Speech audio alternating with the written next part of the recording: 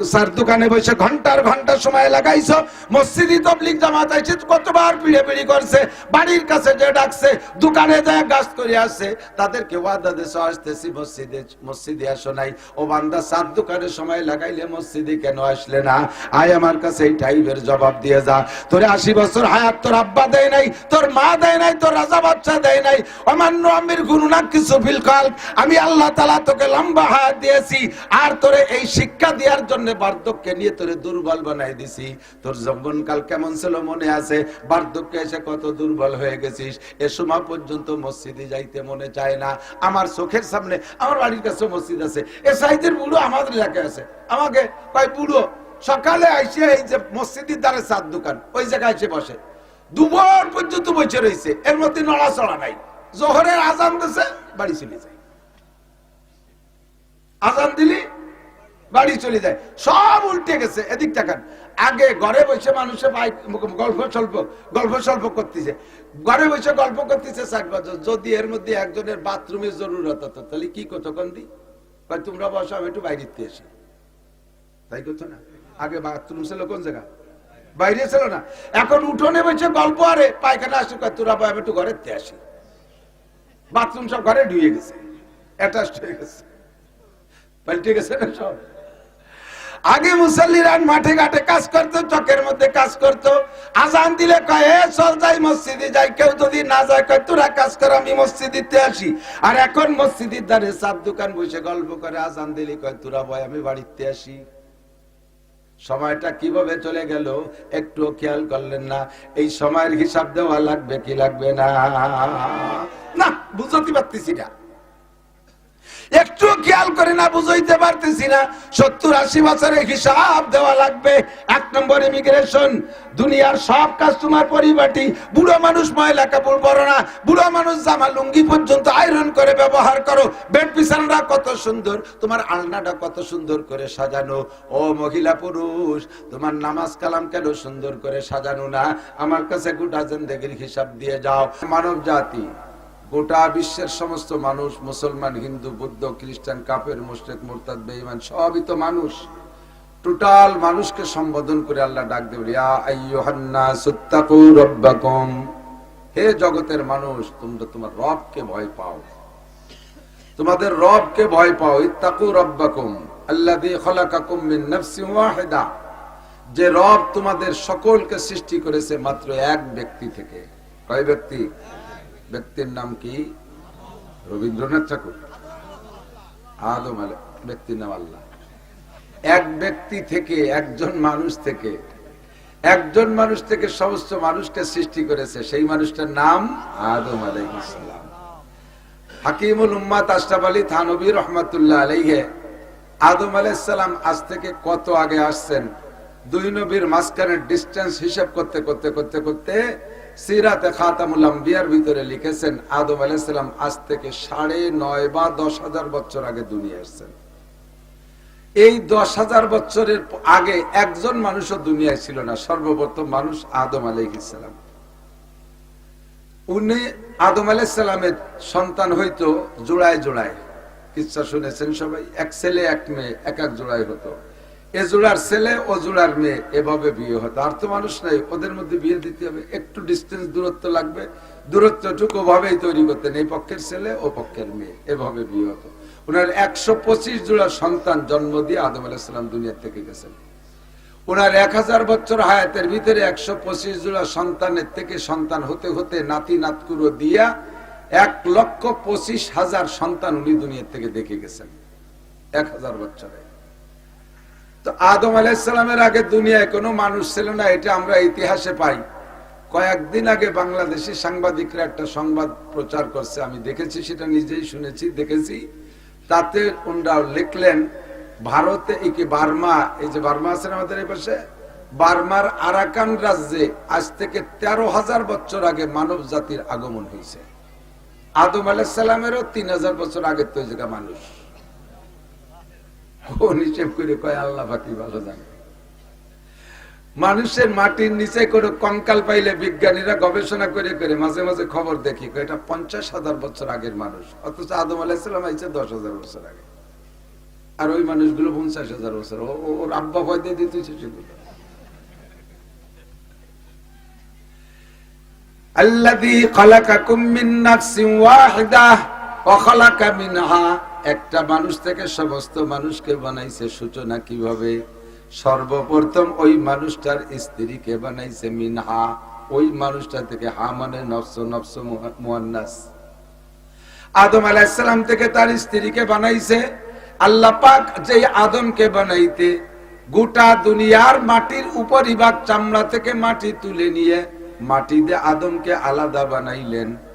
মাটির তো জগতে অভাব ছিল না যে হাওয়া আলাইহিস সালামকে আলাদা মাটি দিয়ে তৈরি করবে, কিন্তু তা না বানাইয়া মিন জিলাইহিল আইসার, বাম পাশের এই পাজরের যে বাঁকা হাড্ডি, এর একটা হাড্ডি খুলে নিয়া সেই হাড্ডি থেকে হাওয়া আলাইহিস সালামকে তৈরি করেছেন। কেন বানাইলেন আলাদা মাটি দিয়ে না বানাইয়া? আদম আলাইহিস সালাম বাম পাজরের হাড্ডি দিয়ে কেন বানাইলেন? কয় পাজরের হাড্ডি নিজের শরীরের অঙ্গ, অঙ্গের প্রতি যেই ভালোবাসা থাকে অন্য জিনিসের সাথে সেই ভালোবাসা থাকে না। কথা কোন? আমার হাতের প্রতি আমার যে ভালোবাসা, আমার বাড়ির একটা লাঠির প্রতি সেই ভালোবাসা না, কুড়ালের প্রতি সে ভালোবাসা না, দাউ কাশি খুন্তা কুড়াল কোন তার প্রতি সেই ভালোবাসা না। আমার অঙ্গের সাথে আমার যে ভালোবাসা, আন্তরিকতা। স্বামী স্ত্রীর ভিতরে একটা মোহাব্বত হতে হবে, আঙ্গিক মোহাব্বত, অন্তরে আন্তরিক মোহাব্বত, অঙ্গে অঙ্গের ভালোবাসার মতো। এই ভালোবাসা তৈরি করার জন্য আল্লাহ পাক আদম আলাইহিস সালামের বাম পাশের হাড্ডি বের করে সেখান থেকে হাওয়াকে বানাইলেন। গুনিয়ে দেখছেন নাকি? এই পাশে যাকে স্বাস্থ্য ভালো তারা হাতে পাবেন না, আমার মতো শূন্য মানুষ। এই যে আমি তো গুনিয়ে দিতে ওর পাশে 6টা কহা নেই, পাশে কখান 6টা, প্রত্যেকের বাম পাশে 6টা, একখান কম। ওই কম 6টা খান বের করে যার যার স্ত্রীকে বানাইছে। কের কের কপাল ভালো, ওই 100টায় দিয়ে বউ 8টা 10টা হয়ে গেছে, যারা মেলা বিয়ে করে। মোহাব্বত আর ভালোবাসার জন্য আল্লাহ পাক এই 6টা বের করে মানুষ বানাইয়া ওয়াখালাকা মিনহা যাওজাহা, এরপরে যখন জোড়া হয়ে গেছে, অবশ্যই মিনহুমা রিজালান কাসীরা ওয়া নিসাআ, এর থেকে আল্লাহ হাজার হাজার লক্ষ লক্ষ কোটি কোটি পুরুষ আর নারী বের করেছেন, তৈরি করেছেন। কিন্তু ডারউইনের আবিষ্কার হলো তারা নাকি বান্দরের থেকে সৃষ্টি হয়েছে। কত বড় বেয়াদব, কত বড় বেয়াকুব। চিন্তা, কের যদি ব্যাকগ্রাউন্ড খারাপ থাকে, আছে না সমাজে অনেক ব্যাপার, পিছনে দাদা পরদাদা এরা সুবিধা ছিল না, হঠাৎ করে ইনি আঙ্গুল ভুলে কলা গাছ লেখাপড়া শিখে টিকে বিসিএস ক্যাডারে বড় অফিসার হয়ে গেছে। এখন এই অফিসাররা যদি জিজ্ঞেস করেন আপনাদের পূর্বপুরুষ কেমন ছিল, আমাদের 3 পুরুষ আগে জমিদার ছিল, অথচ এই খাতে পেঁয়াজের খাতে পেঁয়াজ লাগাই বেড়াইছে, পরের বইতে কামলা দিয়ে বেড়াইছে, তা কবেই না। আমাদের ওই পাশে একটা জায়গা আছে, নাম কখনো ইউটিউবের আবার পৌঁছে দিবেন তাকে কাছে। ছোটবেলায় আমি যখন মিজান না হবে বা ফার্সি বলে মিজান পড়ি, মামা বাড়ি রমজান মাসে একটু বড় হয়েছি, মামাকে তারাবি পড়াইতাম। তো ওই সময় খবর পাইলাম ওই এলাকায় আল্লাহ মামা বাড়িও কয়ে ফেলেছে, আমার তো সবাই ছিল যে মামা বাড়িতে তো এলাকা বাইর করে ফেলবেন। যা কইছি তা কইছি। বাংলাদেশ স্বাধীনের সময় যখন ভাষণ দেওয়া যায় 30 লক্ষ মানুষের শহীদের বিনিময়ে দেশ স্বাধীন করেছি, পিছনে এক নেতা কয় স্যার 30,000, কয় যা কইছি তা কইছি। মরুক যে কটা মরুক কইছি, 30 লাখ তো 30 লাখই। আল্লাহু আকবার। ওই এলাকায় একজন কুলু আছে না, যে তেল গান গরুতে গান ভাঙ্গায় তেল বের করে, কুলু বড় পয়সাওয়ালা হয়ে গেছে। পরে ব্যবসা ছোট থেকে, ছোট থাকলে প্রত্যেক ব্যবসার এক নাম, বড় হলে আর এক নাম। কোন এই জুড়ি তেরে বাজারে বাজারে মাছ বেশি বেড়ে, তার নাম জাইলি। আর যখন বড় মাছের কারবার করে তখন ফিশারিজ ইন্ডাস্ট্রিজ, ভাষা পাল্টে গেছে। যতদিন তাঁতের কাজ করে নিজে হাতে গামছা বুনে, ততদিন হলো কাইরিয়াল জুলা। আর যখন বড় ইন্ডাস্ট্রিজ বানায় ফেলায় দেয়, তখন তার নাম কি কয়, কি যেন একটা কয় বুঝে গেছে, টেক্সটাইল। Thank you, textile. তখন নামায় কি, টেক্সটাইল। একই কাজ, বাজারে বাজারে জুড়িতে জুড়িতে তেল বেশি বেড়ায়, তাকে তেলীয় ব্যাপারী। আর যখন বড় কারবার করে রাস্তার পাশে বিশাল করে, তখন পাম্পের মালিক। যতদিন এরকম গাইন ঘুরে বেসছে ততদিন কুলু। যখন বড় তেলের পাম্প, তেলের কারখানা করে ফেলেছে, তখন হচ্ছে অয়েল ইন্ডাস্ট্রিজ। এই অয়েল ইন্ডাস্ট্রিজ হওয়ার পরেও কিন্তু তার নামটা সে কুলু কইয়েই ডাকে সবাই এলাকায়, অমক কুলু। লজ্জাতে, আজ থেকে 40 বছর আগের কথা, 40-42 বছর আগে, সেই সময় ওই লোক এলাকায় এসে কইছে, আমি 3 লক্ষ টাকা দেব, তোমরা গরু কিনে খাইয়া আমার এই কুলু ক বাদ দেবা। এই কুলু নাম সয়দা। সে সময় 1000 টাকায় যে গরুটা হইতো, এখন সেই গরুটার দাম 1.5-2 লাখ টাকা। মুরব্বীরা সাক্ষী দেন, 40 বছর আগে যে গরুটার দাম 1000, এখন দাম 1.5-2 লাখ টাকা না? তো 3 লাখ টাকা মানে 2 লাখ টাকা দামের 300 গরু, এই খাইয়া আমারে কুলু কবা না। তোরা কয় দেন টাকা দেন, আমরা খাই, আমরা কব না, আর কেউ কুলি ঠেয়া দিয়ে দেবো না। তো ব্যাকগ্রাউন্ড কুলু এইটা শুনতে ভালো লাগে না, তাই পাল্টানোর জন্য কোটি কোটি টাকা খরচ করতে রাজি।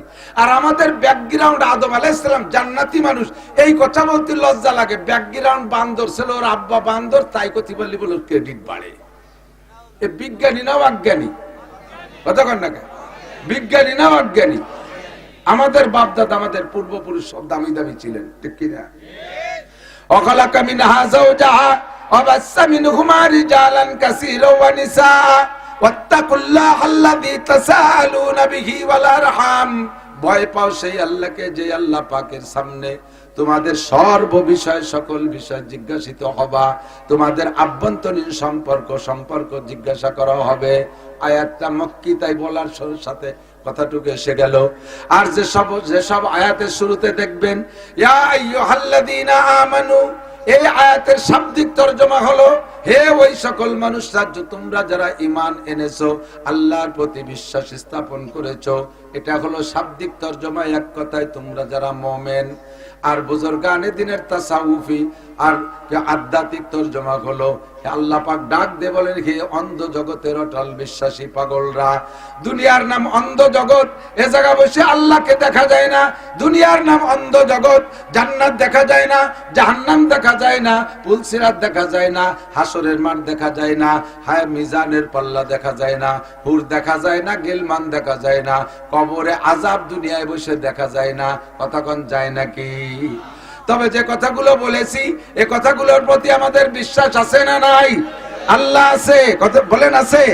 আল্লাহ আছে, রাসূল সত্য, জান্নাত আছে, জাহান্নাম আছে, পুলসিরাত হবে, হাসর নাসর সবই আছে, ফেরেশতা আছে, আসমানি কিতাব বিশ্বাস করি, দুনিয়ায় থেকে একটাকেও না দেখে বিশ্বাস করি। বিদায় আল্লাহ পাক বড় মহব্বতের সাথে আপনাদেরকে ডাক দিয়েছেন, হে আমার অন্ধ জগতের অটল বিশ্বাসী পাগলরা। দুনিয়ায় বহুত পাগলামি করেছো।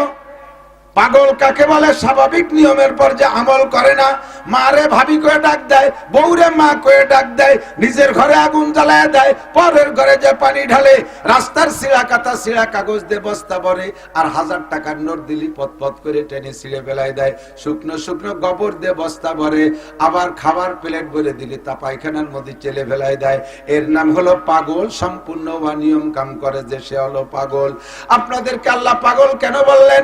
চোখের সামনে দেখতেছেন দুনিয়াদাররা কত শান শওকতে থাকতেছে। গত 2 দিন আগে আমি গিয়েছিলাম দাকব, খুলনার একেবারে দক্ষিণ সীমান্তে সুন্দরবনের গায়ের থানা দাকব। আল্লাহু আকবার, যে দেখলাম শত শত মুসলমান খ্রিস্টানদের টাকার কাছে দুর্বল হইয়া বেঈমান খ্রিস্টান হয়ে গেছে। আপনারা যদি খ্রিস্টান হতে চান, আমি কোটি কোটি টাকা এনে আপনাদেরকে দিতে পারবো। শর্ত হলো ঈমান ছেড়ে দিয়ে খ্রিস্টান ধর্ম গ্রহণ করতে হবে। কেউ রাজি আছেন? সারা পৃথিবীর রাজাও যদি বানায় দেয়, জাতিসংঘের মহাসচিবও যদি আমারে বানায় দিয়ে বলে, তুমি বলবা আল্লাহ নাই, তুমি বলবা রসুল মুহাম্মদুর রাসূলুল্লাহ না, এই কথাটুক বললে তোমারে জাতিসংঘের মহাসচিব বানাই দেওয়া হবে। ওরে জাতিসংঘ না, সারা পৃথিবীর প্রেসিডেন্ট মালিকও যদি আমারে বানায় দেয়, ওই কথা আমার দ্বারা বলা সম্ভব না। আমার প্রাণপ্রিয় নগরকান্দা সালতা ফরিদপুরের যুবকরা, তোমরা যারা নামাজ কালাম পড়ো না, শরীয়তের বিধান মানো না, মদ গাঁজা বা ফেনসিডিল হিরোইন খাইতেছো রাতের বেলা, দিনের বেলা জেনা ব্যভিচার করো, হাজারো অন্যায় করো, কিন্তু মুসলমানের সন্তান, তোমার নাম আব্দুল্লাহ, তুমি জীবনে একবার হলেও পড়েছো লা ইলাহা ইল্লাল্লাহ মুহাম্মাদুর রাসূলুল্লাহ, এই কলেমা পড়ে তুমি মুমিন হয়েছো। এ যুবক, তুমি সাক্ষী দাও, তোমার সামনে যদি কোনো কাফেরের বাচ্চা কোরআনে কারীমকে ছিঁড়ে পদদলিত করে, তোমার সামনে যদি আল্লাহ পাক রব্বুল আলামিনকে গালি দেয়, তোমার সামনে যদি বিশ্ব নবীর চরিত্র নিয়ে কটূক্তি করে, তুমি কি তাকে খালি হাতে ফিরে যেতে দিবা? তোমার দেহের মধ্যে বিন্দু মাত্র এক ফোঁটা রক্ত থাকতে প্রতিশোধ না নিয়ে আসবা না। যদিও তুমি স্বাভাবিকভাবে নামাজ কালাম পড়ো না, রমজানে রোজা রাখো না, শরীয়তের বিধিবিধান আমল করো না, কিন্তু তুমি মুসলমানের সন্তান, লা ইলাহা ইল্লাল্লাহ পড়ে ঈমানদার হয়েছো। তোমার ভিতরে ঈমানের আলোটা এমন ভাবে আছে, অমুসলমানরা তোমাকে তাক করে কিছু বললে সহ্য করতে পারো না। এজন্য আল্লাহ পাক তোমাকে উপাধি দিয়েছে, তুমি অন্ধ জগতের অটল বিশ্বাসী পাগল।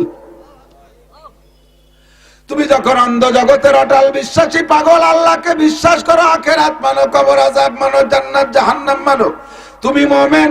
তোমাকে আমি একটা খাস অনুরোধ করি, আল্লাহ পাক বলেন, ইয়া আইয়ুহাল্লাযীনা আমানুত্তাকুল্লাহ। এবার তুমি ইসলামের পর পরিপূর্ণ আমল করার জন্য তোমাকে একটা কাজ করতে হবে, সেইটা হলো ইত্তাকুল্লাহ, ভয় পাও দোস্ত, আল্লাহকে ভয় পাও, পাগলামি করো না, আল্লাহকে ভয় পাও। ইত্তাকুল্লাহ, ভয় পাবো, জোরে বলেন কাকে?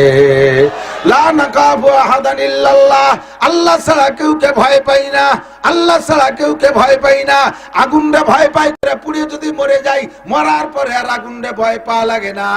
বাঘরে ভয় পাই কতক্ষণ, বাঘরে ভয় পাই কতক্ষণ, বাঘে দূরে ছিঁড়ে বুড়ে খেয়ে ফেলার আগ পর্যন্ত, বাঘে ছিঁড়ে বুড়ে খেয়ে ফেললে মারা গেলাম, আর মরার পরে বাঘরে ভয় পাওয়া লাগে না। সাপরেও ভয় পাই কতক্ষণ, কামড় দিয়ে মেরে ফেলবে, মরার পরে আর ওই সাপরে ভয় পাওয়া লাগে না। আমার আল্লাহকে ভয় পাবে, এজন্য দুনিয়ায় থাকতো যে আল্লাহ, মরার পরও সেই আল্লাহ, আখিরাতে যাওয়ার পরও সেই আল্লাহ। আল্লাহর সামনে থেকে একটা কদম আমাকে জবাব না দিয়ে সামনে বাড়ার উপায় নাই। নবী পাক বলেন, লা তাযালু কদমা ইবনি আদম হাত্তা ইউসআলা আন আরবা। হে যুবক, মনে রাখো, আবাল, বৃদ্ধ, বনিতা, নারী আর পুরুষ, পর্দার আড়ালে মা বোনরা, আল্লাহর কসম, আল্লাহর কসম, বিশ্ব নবী মিথ্যা কথা বলেন নাই। আল্লাহ পাকের জন্য ভয় পাবো কিয়ামতের ময়দানে আল্লাহর সামনে দিয়ে 4টি চেকপোস্ট অতিক্রম করা ছাড়া, 4টি ইমিগ্রেশন ছাড়া একজন মানুষের সামনের দিকে এক কদমও বাড়তে পারবা না। ও যুবক, পাগলামি করিস না, একটু লক্ষ্য করে শোন। 4টে প্রশ্নের জবাব না দিয়ে এক কদম সামনে বাড়া সম্ভব হবে না। প্রশ্ন জোরে বলেন কয়টা? 4টি ইমিগ্রেশন। আমি দুনিয়ার মিসাল যে কথা বলি, এদিক থাকেন। যারা বিমানে চড়ছেন বিদেশে যাওয়ার জন্য, তারা জানেন বিমানে উঠতে হলে, বিমানে উঠার আগে 4টি ইমিগ্রেশন হয়। বিমানের চেকের নাম হলো ওখানে এয়ারপোর্টের পরিভাষা, ইমিগ্রেশন মানে চেকপোস্ট। 1 নম্বর ইমিগ্রেশন, আপনাকে পাসপোর্টটা চেক করবে, আপনার পাসপোর্ট ঠিক আছে কিনা, আপনি বাঙালি জাতি কিনা অন্য কোন জাতি, নাকি আপনার পাসপোর্ট আছে কিনা। 1 নম্বর পাসপোর্টের ইমিগ্রেশন হবে। 2 নম্বরে আপনার লাগেজ ইমিগ্রেশন হবে, লাগেজের ভিতরে যে লাগেজটা নিয়ে যাচ্ছেন বিদেশে, ওর ভিতরে কোনো অবৈধ জিনিস আছে কিনা, ইমিগ্রেশন হবে। 3 নম্বর ইমিগ্রেশন হবে আপনার টিকিট ইমিগ্রেশন, আপনার টিকিট চেক হবে, ঠিক আছে কিনা। 4 নম্বর ইমিগ্রেশন আপনার বডি চেক হবে। অনেকে নাকি পেটের মধ্যে অবৈধ জিনিস ঢুকাইয়া বাইরে নিয়ে ডেলিভারি দিয়া সেই যে দামি দামি জিনিস বিক্রি করে, এইরকম উল্টো পাল্টা করে, এই জন্য বডি ইমিগ্রেশন হবে। 4টি ইমিগ্রেশন পার না হইতে পারলে, 3টে পার হয়েছেন, একটাই ধরা খেয়ে গেছেন, পার হইতে পারবেন না, বিমানে উঠতে পারবেন না। আমি নিজেই তার বাস্তব পরীক্ষিত। আওয়ামী লীগের আগের নির্বাচনের সময় বাংলাদেশে 5 দিন মাহফিল বন্ধ করে দিয়েছে। চিন্তা করলাম যে বাংলাদেশে মাহফিল বন্ধ, বাড়ি বসে থাকবো কেন, সুযোগ একটু পাইলাম, চলে গেলাম মালয়েশিয়া। তো যাওয়ার সময় বিমান বন্দরে যাইয়া লাগেজ ওকে, পাসপোর্ট ওকে, টিকিট ওকে, বডি ইমিগ্রেশনে ধরা পড়ে গেছি। মেশিন আমার সাথে লাগানোর সাথে সাথে লাল বাতি জ্বলে ওঠে, রিং করে ওঠে। যারা ইমিগ্রেশন করতেছে সব আমার শ্রোতা পরিচিত, কিন্তু মেশিনে যদি না ছাড়ে পরিচিতি তো কাজ হবে না। মেশিন ধরে আর রিং করে, খুলতে খুলতে সব খুলে দিলাম, মানে পকেটে যা যা ছিল সব বের করে দিছি। আমি বুঝতেছি আমার গায়ে কিছু নেই, তারপরও রিং করে। ওরা যারা আছে ওরা ধরতে পারেনি, পরে ফেরেস্তা পাল্টাই দিল, এই ফেরেস্তাকে দ্বারা সম্ভব না। মহিলা ফেরেস্তা আইছে একজন, ও মেশিনের টাইম নিয়ে আমার দিক লাইটের মধ্যে একটা চাপ দিয়ে মারি দিয়ে কয়, হুজুর আপনার এই বুক পকেটের মধ্যে ছোট একটা ডায়েরি আছে, ওই ডায়েরির ডায়ালের মধ্যে একখান ব্লেড আছে, ওইটা ফেলাই দেন, রিং করবে না। খুলে দেয় যে সত্যি কবে যেন নখ কাটতে জন্মদি ছুঁয়ে দিছি আর বেরোচ্ছি মনে নাই, ও আমারও বিরক্ত করতেছে। আমি উরে বাবা, এদি আব্দুল কাদের জিলানি সে বড় ভিড়, এই মহিলা কিভাবে টের বলো এই ডায়ালের ভিতরেই রয়েছে। 4টি ইমিগ্রেশন কমপ্লিট হওয়ার আগে যেমন বিমানে উঠতে দেয় না, জান্নাতের বিমানে উঠতে হলে আপনাকে 4 ইমিগ্রেশন অতিক্রম করা লাগবে। 1 নম্বরে আন উমরিহি ফিমা আফনা, 70-80 বছরে হায়াত পাইছেন দুনিয়ায়, হায়াতটা কোন কাজে লাগাইছেন কইয়া যান। কয়জন বলতে পারবেন আজকে কি বার গেল? বুধবার। বুধবার না, গত বুধবার সকালে কে কি খাইছেন কোন দিন? তাড়াতাড়ি সত্যি কথা কবেন, মিথ্যে কথা কবেন না। আজ সকালে কি খাইছি তাই তো আমার মনে নাই। কতক্ষণ? 1 সপ্তাহের হিসাব নিলে হিসাব দিতে পারবো না, আমার গোটা জিন্দেগির হিসাব দেওয়া লাগবে, আল্লাহর কসম লাগবে। একটা কদম সামনে বাড়তে পারবা না, 80, 70, 80, 90 বছরের হিসাব দেওয়া ছাড়া। কারাহাবা খলকে আরি জুমলা রাস্ত, কারাহাবা খলকে আরি জুমলা রাস্ত, বা খুদা তসবির রহিলা কায়রাওয়াত। বুড়ো খালেক মোল্লা এদিক তাকাও, আলহামদুলিল্লাহ পড়ে শোনাও। আল্লাহ আমি জম্মে সোজা মানুষ, এমন কলাপের প্রশ্ন করো কেন? আল্লাহ কয় এত সোজা, তোমার ছেলে মেয়ে কয়টা? আল্লাহ মোটে 12টা। এত সোজা, ইয়া পারো না, ওয়া পারো না, 12টা ছেলে মেয়ে বানাতে পারলে কিভাবে? ও পারো, ইয়া পারো না। আত্তাহিয়াতু শুনো, দোয়া কুনুত শুনো, সূরা ফাতিহা শুনো, ইখলাস শুনো, দুরূদ শরীফ আমারে শোনাও, তিলাওয়াত শোনাও, কোরআন শরীফ শিখাও, শোনাও। ইংলিশে বুড়ো মানুষ রিটায়ার্ডের পরে দেখি পেপার পড়ে, ইংলিশ পেপার, ঠ্যাঙের পর পাও দিয়ে চেয়ারে সাইতে শুয়ে শুয়ে পেপার পড়ে বুড়ো মানুষ, English paper. IA MA pass করছো, এর জন্য কত সময় দেছো? আমার কোরআন শিখতে জন্য কতটুকু সময় দেছো একটু কইয়া যাও।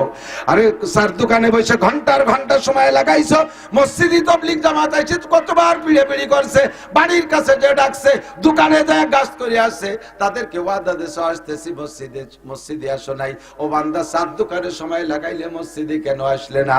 আয় আমার কাছে এই টাইপের জবাব দিয়ে যা। তোর 80 বছর হায়াত তোর আব্বা দেয় নাই, তোর মা দেয় নাই, তোর রাজা বাচ্চা দেয় নাই।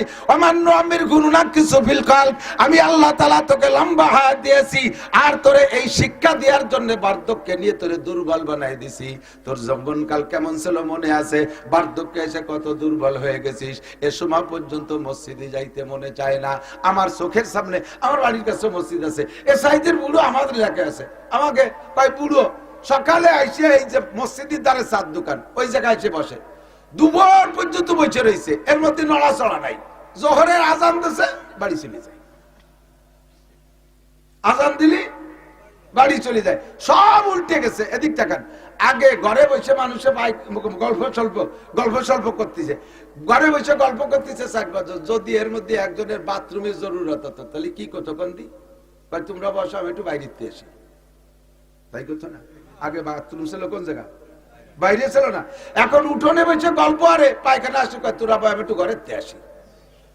বাথরুম সব ঘরে ঢুয়ে গেছে, অ্যাটাচড হয়ে গেছে, পাল্টে গেছে না সব।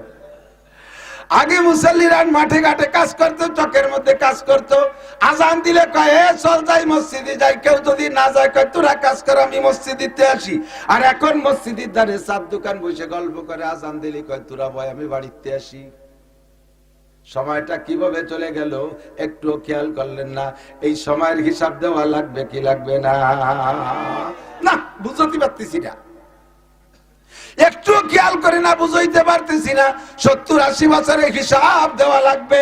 1 নম্বর ইমিগ্রেশন, দুনিয়ার সব কাজ তোমার পরিপাটি। বুড়ো মানুষ ময়লা কাপড় পরো না, বুড়ো মানুষ জামা লুঙ্গি পর্যন্ত আয়রন করে ব্যবহার করো। বেড বিছানাটা কত সুন্দর, তোমার আলনাটা কত সুন্দর করে সাজানো। ও মহিলা পুরুষ, তোমার নামাজ কালাম কেন সুন্দর করে সাজানো না? আমার কাছে গোটা জিন্দেগির হিসাব দিয়ে যাও।